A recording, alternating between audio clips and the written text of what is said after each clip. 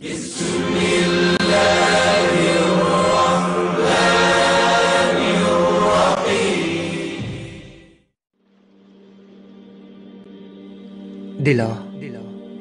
در صحبت بنشین که از سمعش ثمر بارد.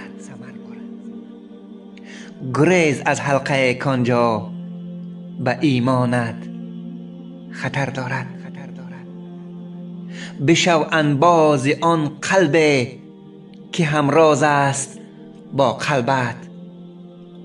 بکن دل را زان یاره که او میل دیگر دارد.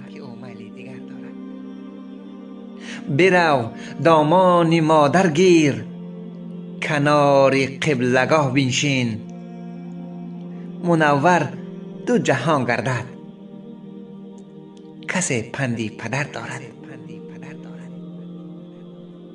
همیشه مهربانی کن چون مهتر والدینت را. ببین لطف خداوندی همه عمرت گوهر آرد. به باغ فاضلان پانه، زی جام علم شربت نوش. برو از باغ و بستانه که نخلی بی ثمر دارد. زی مرگ دشمنت اصلا مکن شادی، که چون روز پی آن رفتگان از دهر. روح تو هم سفر دارد.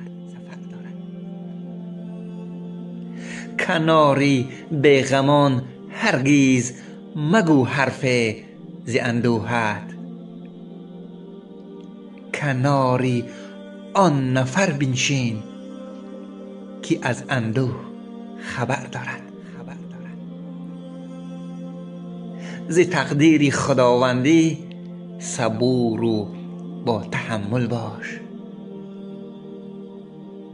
که فردی دیگر بدتر ز تو عمر بسر دارد.